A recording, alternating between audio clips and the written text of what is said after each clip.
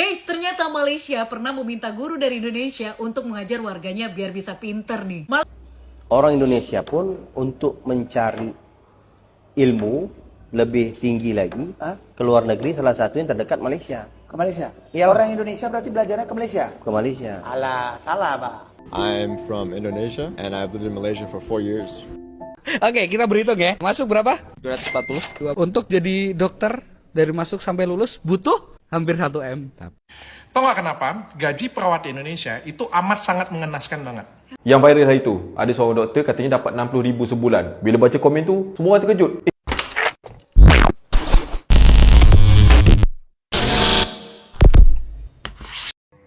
Hai, halo geng, Assalamualaikum warahmatullahi wabarakatuh.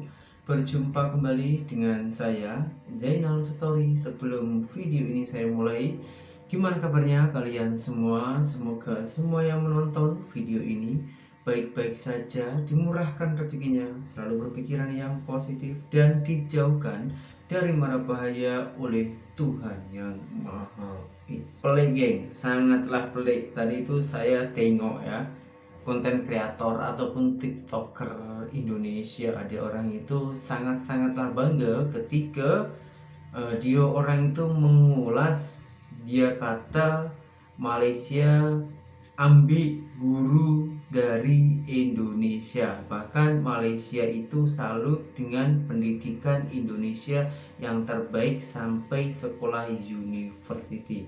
Tapi kita tak boleh percaya sampai sini saja geng, karena kenapa? Kita harus sesuaikan dengan fakta di lapangan itu macam mana. Disclaimer dulu, sebelum video ini saya mulai, bukannya saya ini membela salah satu pihak, akan tetapi kita di sini mengolah sesuai dengan fakta di lapangan. Oke, gak usah berlama-lama, tengok dulu videonya. Guys, ternyata Malaysia pernah meminta guru dari Indonesia untuk mengajar warganya biar bisa pinter nih. Malaysia mengakui kehebatan dari guru-guru Indonesia dan bahkan meminta guru Indonesia untuk mengajar di sana. Tujuannya agar bisa mendidik dan mencerdaskan masyarakat Malaysia. Ini terjadi 57 tahun lalu saat sektor pendidikan Indonesia berjaya. Nah, pada waktu itu di Indonesia sudah berdiri banyak kampus dan menghasilkan lulusan terbaik di bidangnya masing-masing. Mulai dari jenjang sarjana hingga doktoral, serta kampus pencetak guru pun sudah ada sejak lama guys. Permintaan tersebut diutarakan langsung oleh Menteri Pendidikan Malaysia, Mohamed Hir Johari di Jakarta. Hal tersebut langsung disambut baik nih oleh pemerintah Indonesia. Lewat mekanisme yang diatur kedua negara, Indonesia pun memberangkatkan guru-guru ke negeri jiran mulai tahun 1969. Jumlahnya bervariasi nih setiap tahunnya antara 40 hingga 100 guru per tahun. Para guru Indonesia ini kebanyakan mengajar mata pelajaran ilmu pasti nih guys, seperti matematika, fisika, biologi, dan kimia. Mereka mengajar di sekolah menengah dan perguruan tinggi guys. Saya juga dengar isu ini ya, katanya dulu itu Malaysia pernah mengambil cigu-cigu dari Indonesia untuk mencerdaskan rakyat Malaysia. Akan tetapi setahu saya yang disekolahkan itu adalah orang Indonesia sendiri yang berada di Malaysia. Oke lah, tak apa, kita anggap dia orang ini betul, dia orang ini benar. Tapi faktanya di lapangan sampai saat ini ya, itu yang dulu isunya itu Malaysia mengambil cikgu dari Indonesia, tapi sekarang apa? Malaysia mengambil pekerja rumah tangga ataupun juga pekerja kebun, pekerja bangunan dari Indonesia. Itu yang maknanya apa? Saya tak payah cakap lah, nanti kalau saya cakap saya sebutkan, orang netizen Konoha koyak semua, kecam saya lagi. Pasal saya ini bukannya mengadu domba, tapi ini memang sesuai dengan fakta di lapangan. Memang agak sombong kalau kita dengar macam itu tadi ya. Dan ini ada lagi geng, ada lagi salah satu seorang laki-laki ya Indonesia. Dia orang itu berdiskusi dengan kawannya ketika menceritakan tentang pendidikan antara Indonesia dan juga Malaysia. Akan tetapi dia orang itu tak terima ketika banyaknya orang Indonesia yang mengejar pendidikannya ke Malaysia, yang bermakna itu pendidikan Malaysia itu jauh lebih bagus. Kalau pendidikan Bang, kita tanya sama Bang Dinul, pendidikan dia kan udah lama juga nih. Kalau menurut Abang ya, cara Abang udah lama sana, pendidikan di Malaysia dengan di Indonesia lebih better mana? Malaysia lah. Malaysia. Kenapa saya bilang Malaysia?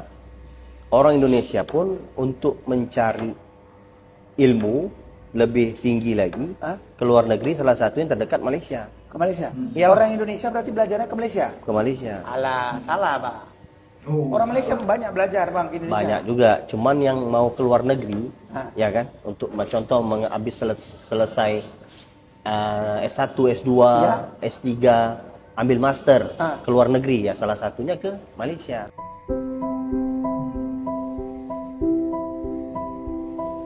I'm from Indonesia and I've lived in Malaysia for 4 years.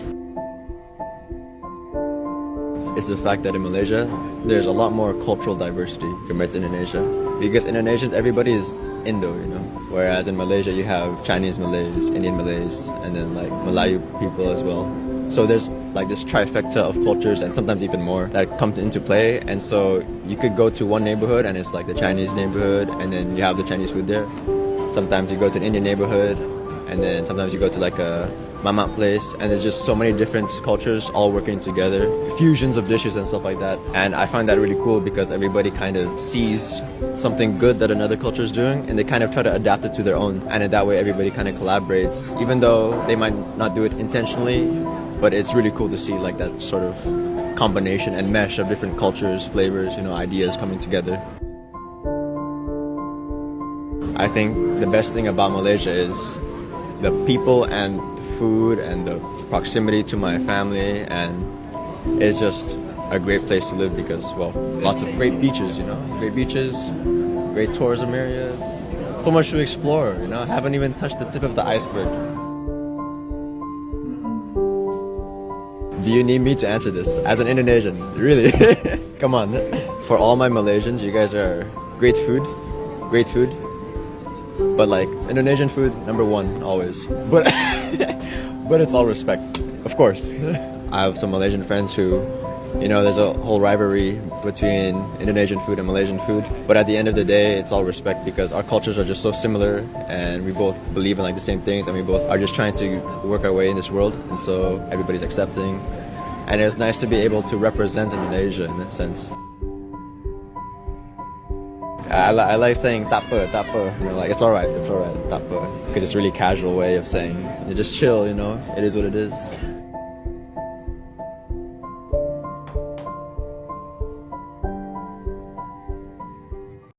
Dan begitu banyaknya orang Indonesia itu yang mengejar pendidikannya ke Malaysia, geng. Bukan hanya 1-2 orang. Sebetulnya ada juga lah orang Malaysia itu yang mengejar pendidikan ke Indonesia. Sama-sama. Karena Indonesia ini dengan Malaysia ini jiran kita, geng. Tapi setahu saya ya, geng, dari segi sistem pendidikannya ya. Dari sistem pendidikannya itu yang saya ketahui selama saya itu 8 tahun di sana, di Malaysia itu memang benar-benar best, geng.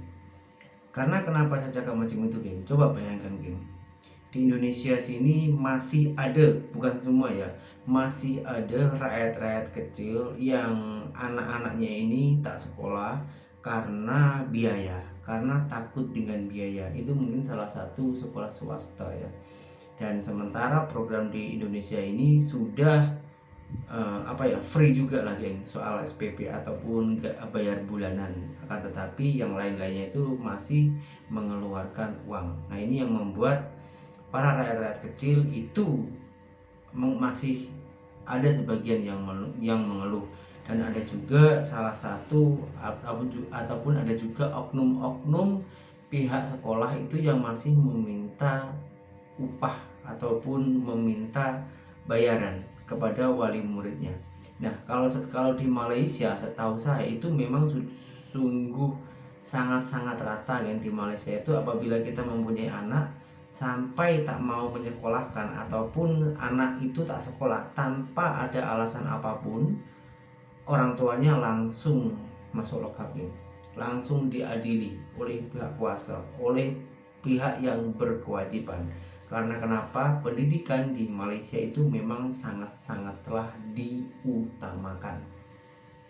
Kalau kita cakap soal pendidikan itu yang terutama university di Indonesia ini, setahu saya yang paling mahal itu mengambil jurusan kedokteran ataupun juga kesehatan. Nah, buat orang Malaysia tentunya penasaran berapa biaya sekolah university di Indonesia ambil jurusan kedokteran.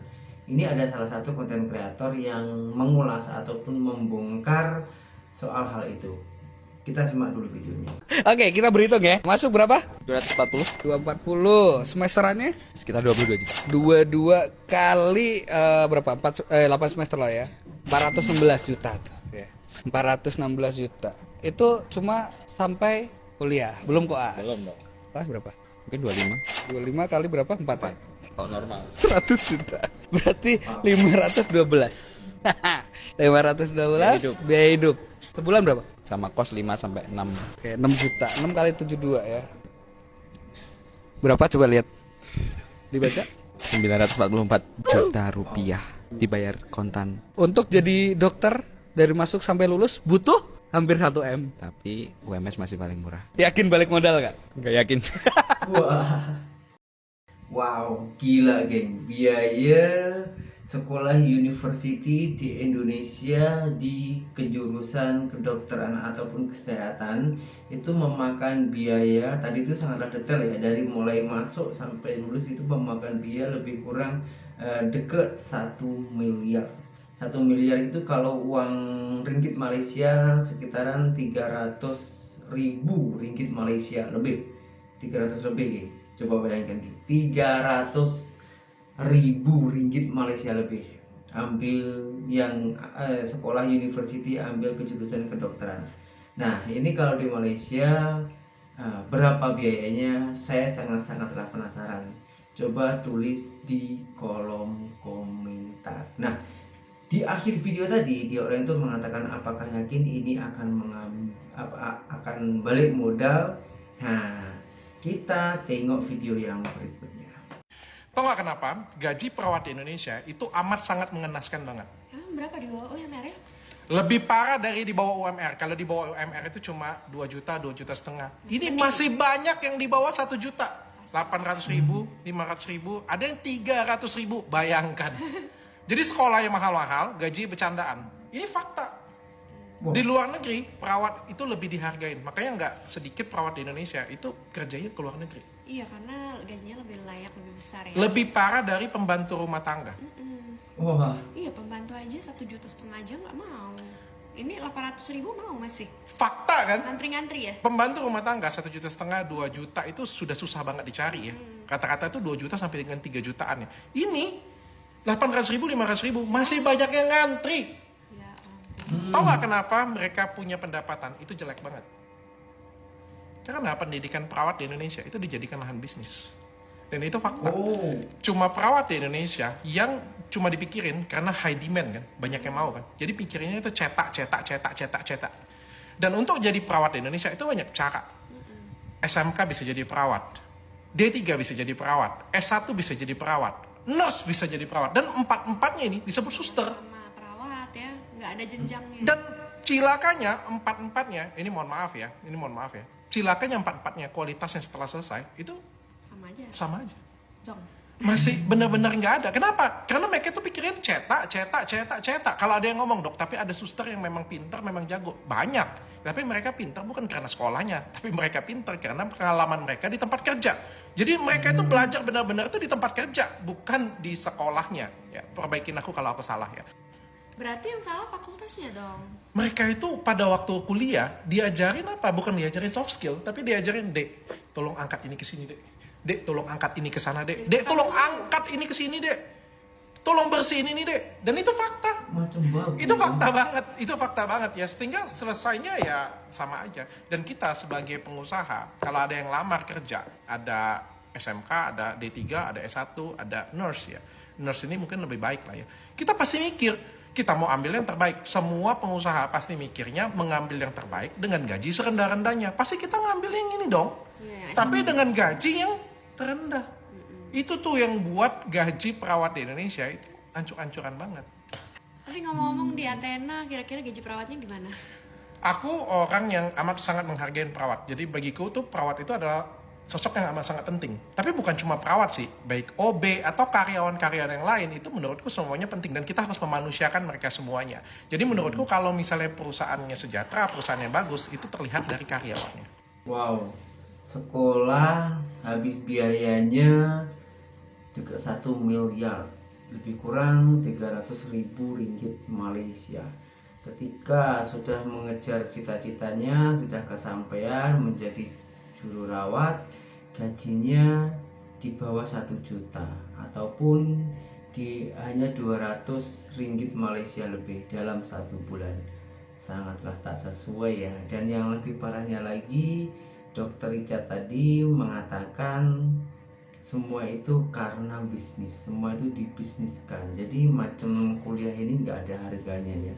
Sementara kuliah ini kan kita mencari ilmu, mendapatkan pengalaman, dan pasti mempunyai angan-angan ataupun bercita-cita mempunyai pekerjaan di bidang sesuai apa yang dia inginkan. Tapi faktanya ini sangatlah tak manusiawi menurut saya, geng ya. Sungguh parah ini, geng. Dan apakah di Malaysia itu gajinya juga seperti apa yang Dr. Richard katakan? Alangkah baiknya kita simak dulu videonya. I'm working in private hospital. I work with government for about 15 years. What do you do for a living? Hi, I'm a pediatrician, consultant pediatrician. Was it always your dream to be a doctor? Of course, maybe it's primary school or kindy even. I think it was like 15, 16 years back. My basic pay was just about 2,500, and plus the allowances, I will get around 4,000. So what was the salary like in the government and now? Yeah, it's a high jump. So I guess 4 times from my government salary to private sector. So how much do you make now? About 60, 70k Per month? per month. I mean, when you are a consultant in government, maybe you get about, the most will be 16 to 20k.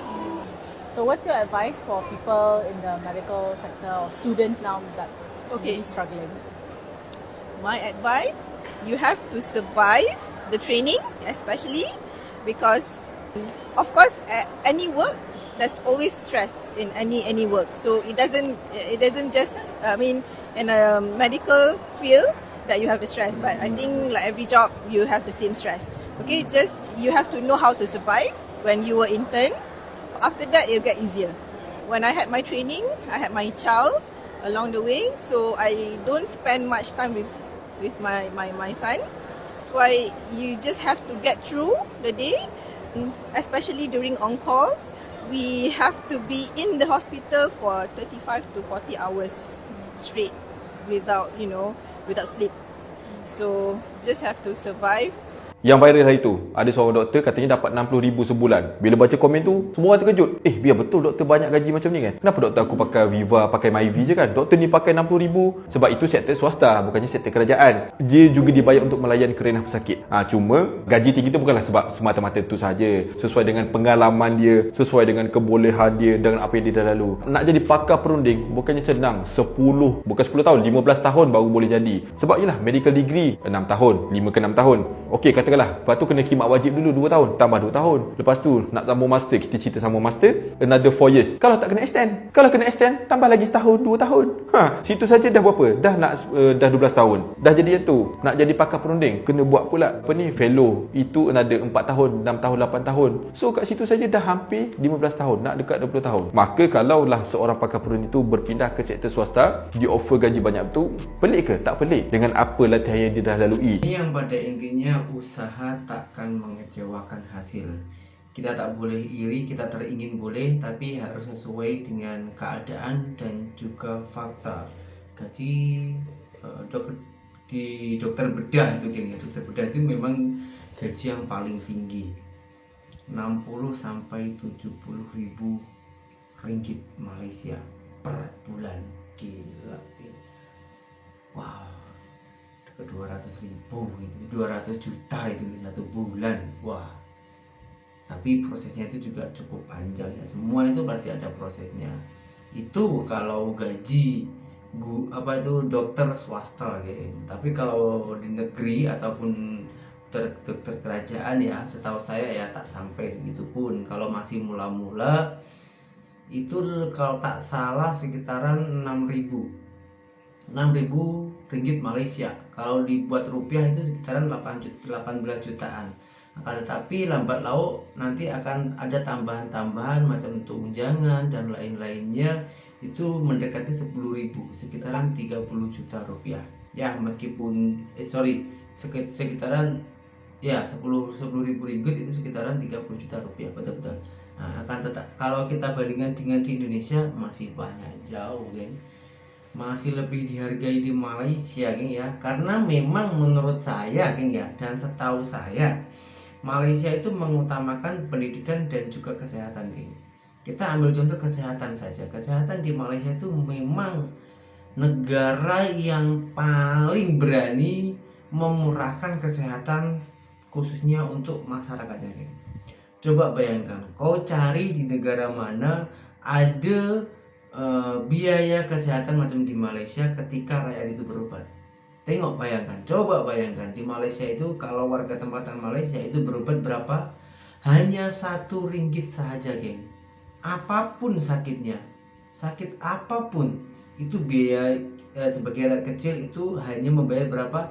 1 ringgit Malaysia. Itu pun tak tiap bulan tak ada bayar pun. Kalau di Indonesia ini ada juga bantuan macam itu, macam BPJS ya, yang bisa dirasakan oleh seluruh rakyat Indonesia. BPJS itu yang paling murah kalau tak silap ya, macam mertua saya itu 36.000 atau 32.000 rupiah, itu sekitaran 10 ringgit per bulan, per bulannya ya. Memang kalau kita tem berobat kita sakit, nah itu tak bayar, tapi tiap bulannya itu bayar. Itu 1 orang. Coba kalau keluarganya itu ada 4, meskipun dia sakit 1, itu bayarnya dikalikan 4, geng. Jadi 32.000 rupiah dikali 4, sudah berapa itu? Sakit tak sakit tetap bayar dalam setiap bulannya seperti itu. Nah, coba bayangkan, geng. Ada gila ya kita itu macam di Malaysia. Itulah sering kali saya ucapkan, Malaysia itu sangatlah memakmurkan rakyatnya. Memang peraturan di Malaysia itu lebih ketat. Kalau itu diterapkan di Indonesia, saya rasa mesti demo besar-besaran, geng. Kita ambil contoh macam perniagaan. Perniagaan di Malaysia itu harus ada lesen. Jadi semua warga negara Malaysia itu yang berniaga harus bayar pajak kepada negara, yang bertujuannya untuk meninjau kesehatan makanannya dan juga harga. Nah, otomatis kerajaan itu juga mendapatkan pajak dari rakyatnya sendiri. Nah, hasil pajak itu bukan dikoruptor, hasil pajak itu dikembalikan lagi kepada rakyatnya yang berupa subsidi, bantuan pendidikan dan juga kesehatan. Nah, itulah di Malaysia. Kira-kira Indonesia ini boleh tak macam semakmur Malaysia? Saya yakin pasti boleh. Akan tetapi memang orang Indonesia ini tak mau. Karena kenapa? Ada sebagian yang koruptor, yang teringin membesarkan perutnya sendiri. Saya tak cakap nama siapa dia orang, tapi kalau kita tengok politik, berita-berita politik Indonesia, berita-berita Indonesia macam itu, wah banyak lah yang kena koruptor dan lain-lainnya. Tapi tak apa, kita berdoa aja bersama-sama. Semoga Indonesia itu juga boleh makmur. Dengan keluasan segini, dengan penduduknya ratusan juta, sumber daya alamnya juga kaya, kenapa kita tak boleh lakukan hal itu, geng? Berdoa saja, semoga saja Indonesia boleh maju macam di Malaysia. Oke? Dengan semua video yang saya tayangkan ini, apabila ada salah tutur kata saya meminta maaf yang sebanyak-banyaknya, dan berjumpa kembali di video saya yang selanjutnya. Saya Zainal Story, seorang mantan TKI Malaysia. Salam TKI sukses. Assalamualaikum warahmatullahi wabarakatuh. Bye bye.